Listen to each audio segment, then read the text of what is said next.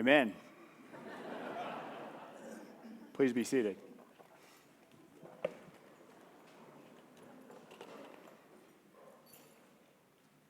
Out of the mouths of babes come all that needs to be said. And happy Mother's Day to those who have made babes and our mothers and all that. So today, besides being Mother's Day, is it's the last Sunday in the season of Easter.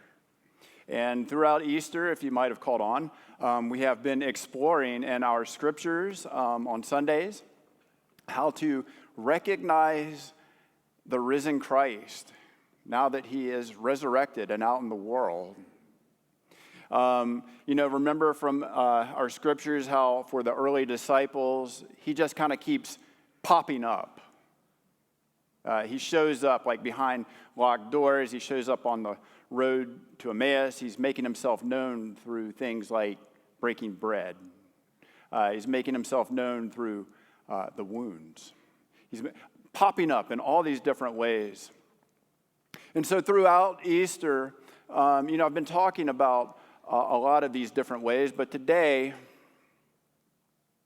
I'm here to tell you from my own experience, if I may, how Christ pops up, how it's real. So some of you might have noticed I was away last Sunday. I wasn't here. I went to a conference called Credo, put on by the Episcopal Church, our pension group. And so like every 5 years or so in the Episcopal Church as a priest, you get invited to one of these conferences. The idea is that they help clergy to kind of put a pause button, a timeout on their ministry for 7 days, for a week, and evaluate, where you are in your life, evaluate where you are in your career, evaluate, what are your hopes and dreams for your ministry, and so I don't know if you know this, but when clergy kind of get together, they can complain about the church.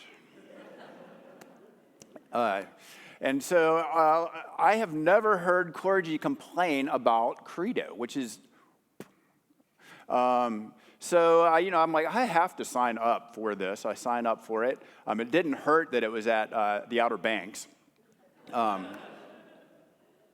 And so, going in, I thought, oh, this is going to be great. I'm going to go, I'm going to make a few sessions of this learning, and then I'm going to skip a few sessions, and I'm going to go to the beach, and, but no.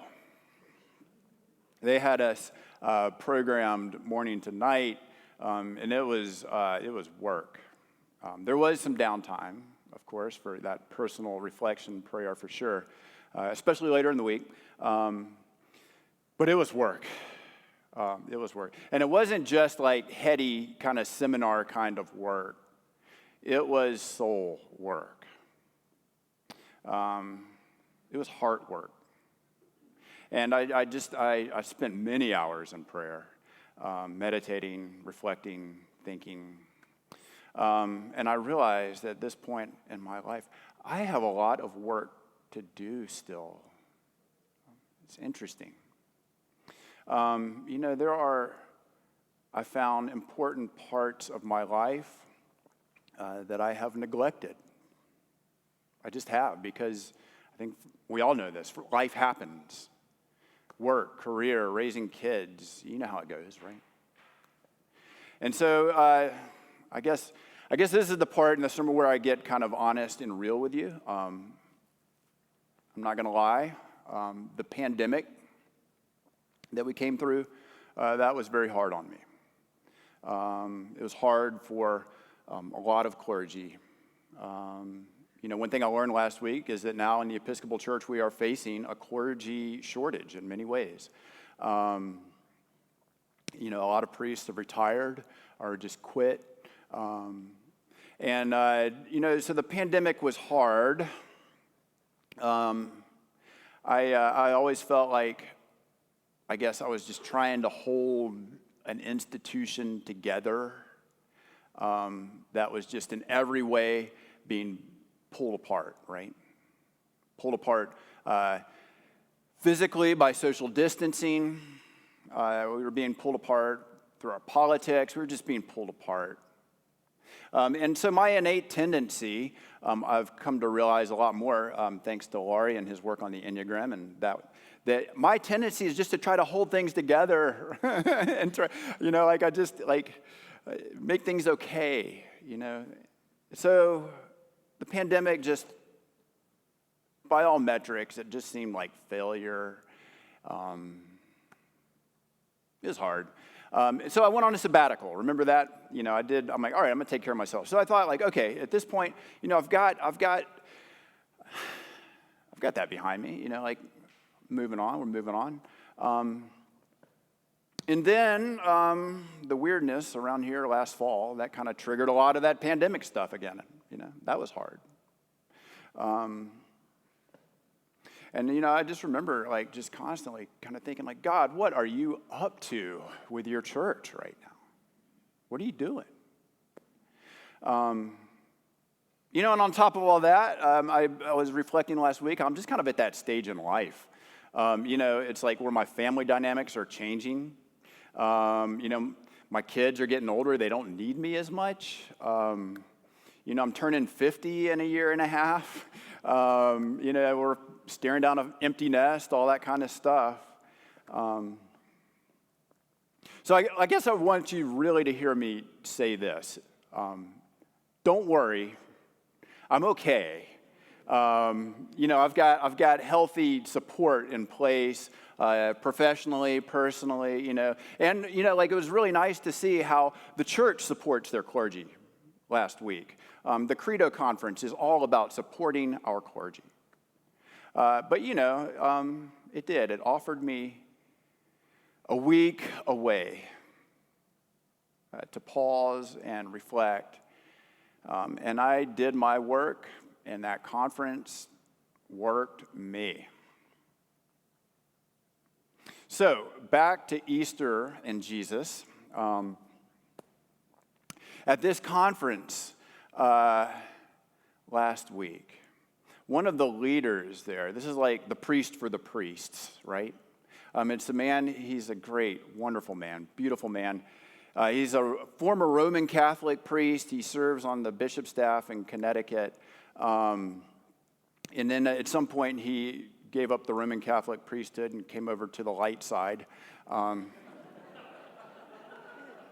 then, I'm talking about the Episcopal Church, right? All the liturgy and tradition, none of the guilt, right? The light side, Catholic light, right? So this man, he kept telling us, he says, every morning I wake up and I ask God, how are you going to pop up into my life today? And he sees God popping up. He says, the more I do that, the more I see God popping up. The more I see God coming through the window, the rays of light. The more I see God, the circumstances in my life just kind of lining up. What I'm reading, what people are saying, it just pops up.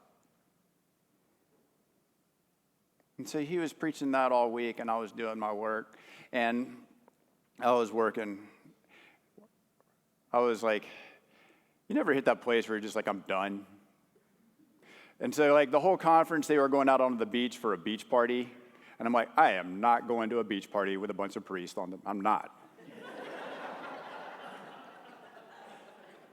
As fun as that sounds, right? But no. So I got to have a conversation with God. And I am. And I'm in there. And then pretty soon the people on the beach get worried about me because I'm not there. So they start about you. We know you're in there. We get you're okay. We just want to bring you some food. And I was starving. 9:30 at night at this point, and I have not eaten, right? So I am so hungry.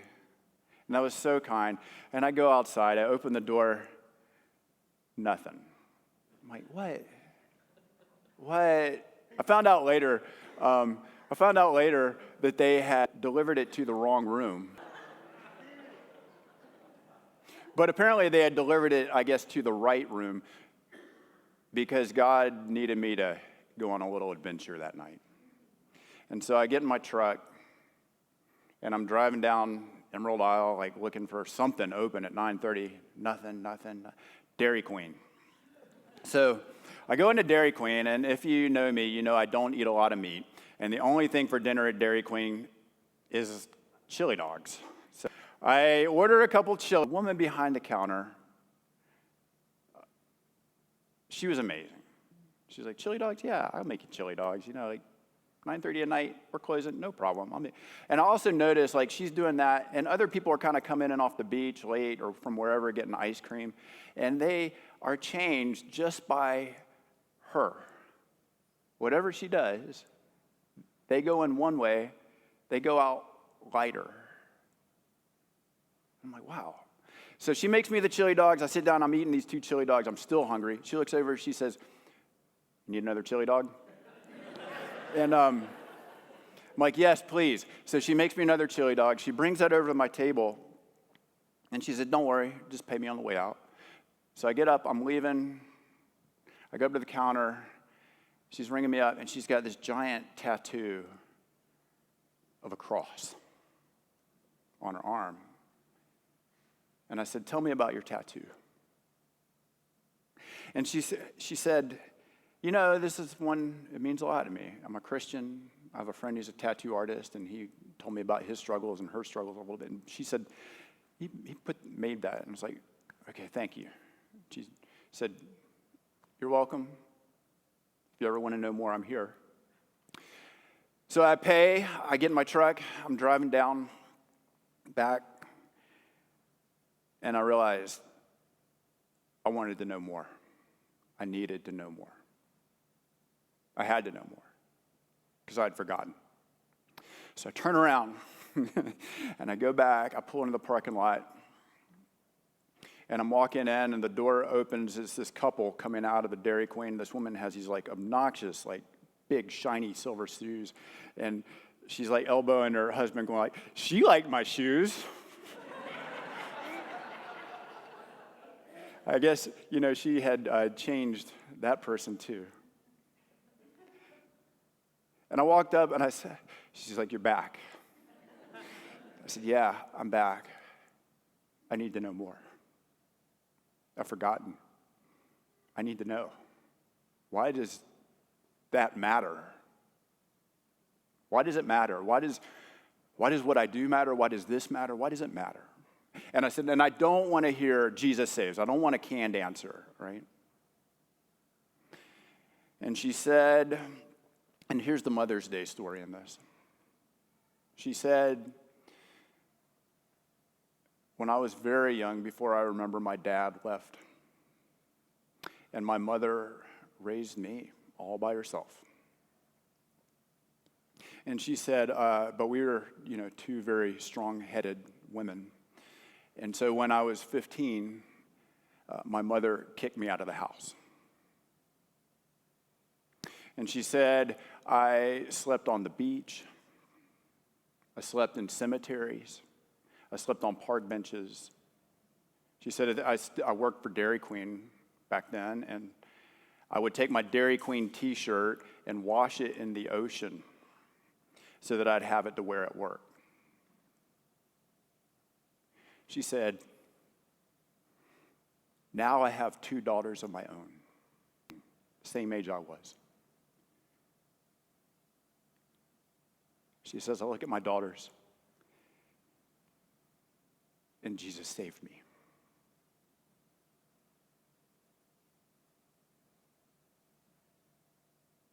It matters. This matters. And God pops up.